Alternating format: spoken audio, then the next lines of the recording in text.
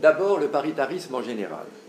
Vous aviez, je ne sais pas, en tous les cas, de mon temps, comme on dit, vous aviez manifestement deux paritarismes.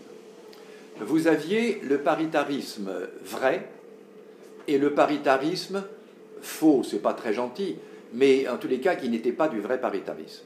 Pourquoi? Parce que vous aviez le paritarisme où ce sont les partenaires sociaux qui décident, qui fixent le niveau des prestations, qui recrutent la direction générale, qui par conséquent recrutent le personnel par le biais de la direction générale. Ça, c'est le vrai paritarisme, qui prennent des décisions. Nous évoquions tout à l'heure l'augmentation annuelle, c'est un cas particulier, des indemnités de chômage. C'était paritaire, c'était une décision paritaire. Et il fallait en plus que les représentants des syndicats d'une part et du patronat d'autre part s'entendent.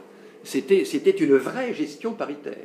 Et à côté de ça, vous avez un paritarisme qui n'est pas un vrai paritarisme, qui est celui de la sécurité sociale, où on ne nomme pas le directeur général des caisses, c'est l'État qui le fait, où on ne fixe pas les prestations, alors on donne un avis. Très bien, c'est utile un avis, mais qui décide à la fin, c'est le ministre. Alors que dans le cas de l'UNEDIC, de l'AGIRC et de l'ARCO, c'est les partenaires sociaux qui décident. Et je pense, alors, deuxième question, comment se passe ce vrai paritarisme? Bien, il a, me semble-t-il, une double utilité. D'abord, il oblige à décider. Et au fond, il arrive que les partenaires sociaux soient plus courageux que l'État.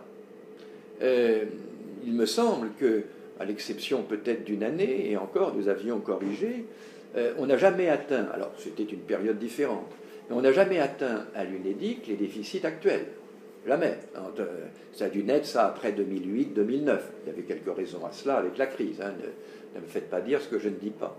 Mais quand nous fixions, par exemple, cette augmentation de l'indemnité de chômage, quand nous fixions la durée de cotisation, quand nous remettions en cause le système des intermittents du spectacle, qui, je le rappelle, c'est pas seulement le fait qu'on peut travailler 3 mois, être indemnisé 9 mois et faire ça 30 ans de sa vie, c'est surtout que c'était payé uniquement par le secteur privé.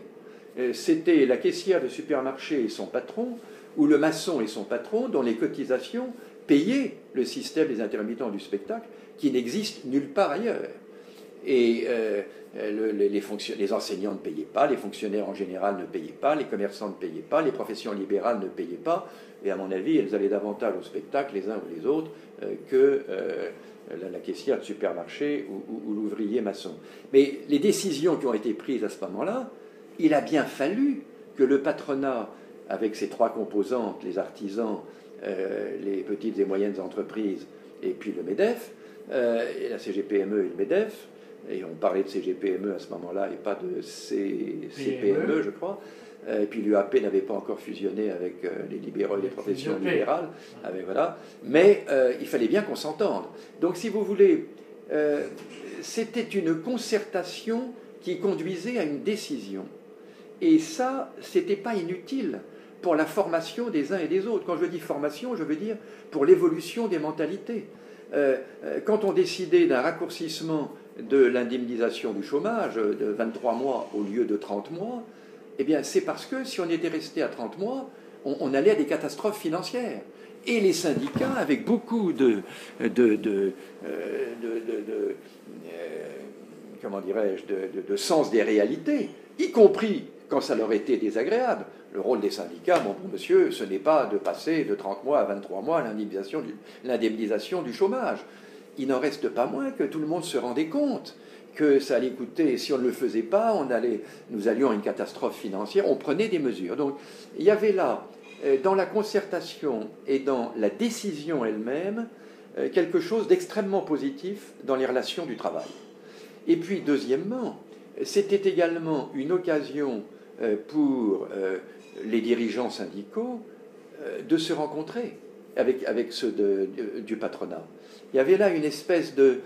moi, je voyais très souvent, les dirigeants de FO, je voyais moins ceux de la CGT, encore que j'ai eu beaucoup de plaisir à participer à avec M. Thibault, à une manifestation où chacun donnait son point de vue. Mais ça donnait, si vous voulez, aux relations sociales une atmosphère, une façon de procéder très apaisée par rapport aux manifestations de rue, etc., et qui était, je crois, là encore, le symbole d'une économie de marché qui respectait les personnes. Et je pense que ce vrai paritarisme avait de l'intérêt. Alors, vous aviez évoqué, la pression de l'État. Le rôle de l'État. Le rôle de l'État. Je ne l'ai pas souvent senti en tant que pression. Je ne me souviens pas même d'avoir fait l'objet d'une pression de l'État. Peut-être sur les intermittents du spectacle, mais ce n'était pas une pression de l'État, c'était une pression des parlementaires qui avaient des spectacles chez eux et qui étaient très ennuyés des réformes que nous avons faites, qui ont d'ailleurs été annulées par le dernier gouvernement, par l'avant-dernier gouvernement, qui est revenu sur la réforme que nous avons faite. Mais je ne me souviens pas de pression de l'État. Il se tenait informé, de très près. Ça se passait comment ? Un membre de cabinet, par exemple, du Premier ministre ou du ministère du Travail, du ministre du Travail, me téléphonait en me disant « Où en êtes-vous ? Qu'est-ce que ça va donner ?» Bon, très bien. Mais, et d'ailleurs, moi-même, je prévenais. En disant « Voilà, on prend telle orientation. » Mais c'était plus un échange d'informations qu'une pression. Moi, je n'ai pas senti la pression. Sauf le jour où l'État a rechigné à rembourser une dette qu'il avait à l'égard de l'UNEDIC, et où là, les choses ont été un peu plus dures. Elles se sont d'ailleurs arrangées finalement. Oui, mais les syndicalistes, salariés, continuent à savoir que si ça se passe mal, l'État arbitrera. Oui, et ça, alors c'est un vrai problème. C'est un vrai problème et un faux problème. C'est un vrai problème en ce sens qu'effectivement, dans les mentalités des uns et des autres, du patronat comme des syndicats, il y a toujours eu l'idée, si la gauche arrive au pouvoir, elle sera plus favorable aux thèses syndicales. Ah oui, mais attendez, il y a des élections l'année prochaine, si la droite revient, elle sera plus favorable aux thèses patronales.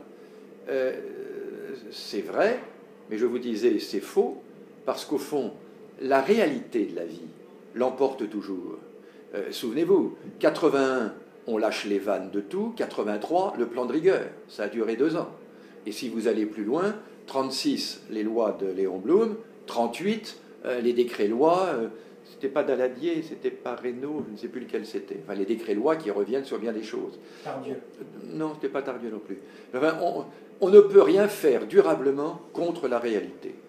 Et donc, oui, il y a un peu cette espèce de mentalité, mais plus le temps passe, plus l'évolution des mentalités se fait, plus le niveau de la connaissance économique finit quand même par évoluer un peu, moins ça a d'importance. On sait très bien que la plus belle femme du monde ne peut donner que ce qu'elle a, que l'on soit de gauche, qu'elle soit de gauche ou qu'elle soit de droite, ou du centre aujourd'hui. Alors, du coup, quand la loi Larcher de 2004... 2008 Larcher.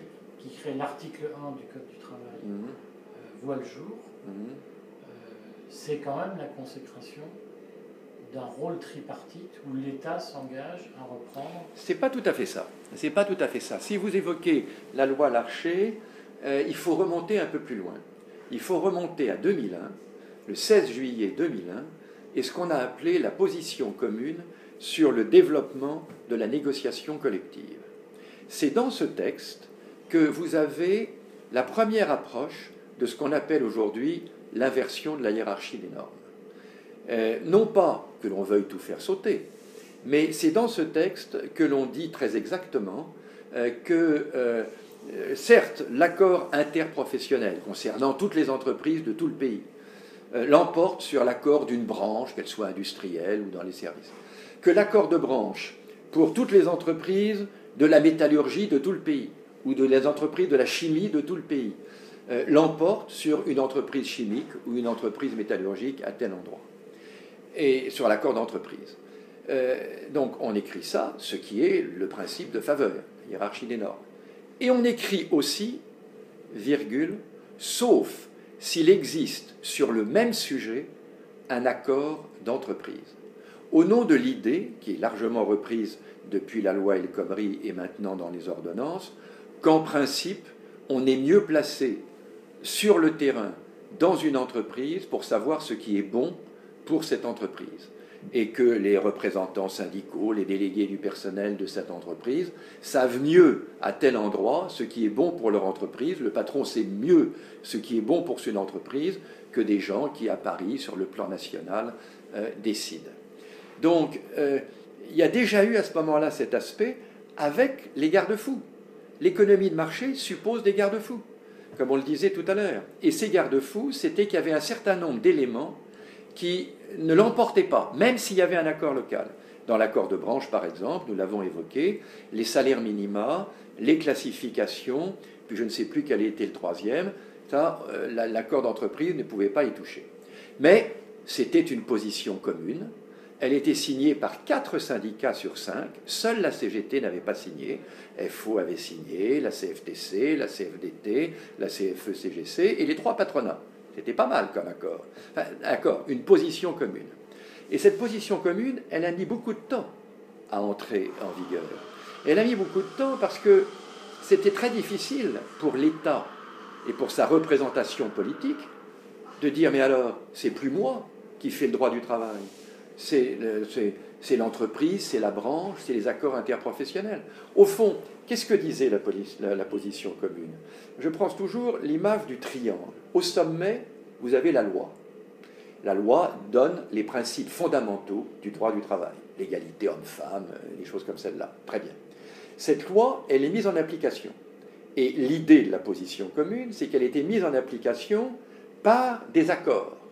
Accords interprofessionnels ou accords de branche, voire accords d'entreprise dans un certain nombre de cas. Mais la loi, ou le règlement d'ailleurs, doit toujours s'appliquer. Par conséquent, si jamais les partenaires sociaux n'arrivent pas à se mettre d'accord pour appliquer la loi, alors il faut un règlement ou une loi subsidiaire qui s'impose. Voilà quelle était l'idée en 2001. Bon. Alors ensuite, les choses ont évolué. Il y a eu la loi Fillon, en 2004, qui a commencé sur le plan législatif à déminer le terrain. Il y a eu la loi Larcher, le Parlement ne peut pas prendre un texte social sans avoir consulté les partenaires sociaux, et on arrive maintenant à l'idée que effectivement l'accord interprofessionnel, l'accord de branche ne s'impose, l'accord interprofessionnel à l'accord de branche et l'accord de branche à l'entreprise, que s'il n'existe pas d'accord d'entreprise sur le même sujet. L'idée étant que les choses peuvent être différentes d'une entreprise à l'autre. Une entreprise peut très bien faire moins bien que l'accord de branche, sauf sur les sujets interdits, comme je vous l'ai dit, et faire mieux sur d'autres éléments de l'accord de branche, en fonction de la situation propre de cette entreprise. On peut faire différemment au plus près du terrain. C'est au fond ce qu'on appelle ailleurs le principe de subsidiarité, qui est un excellent principe, que les gens, à la base, s'occupent de leurs affaires, et s'ils n'y arrivent pas ou s'il y a un problème, c'est l'étage au-dessus qui s'en occupe.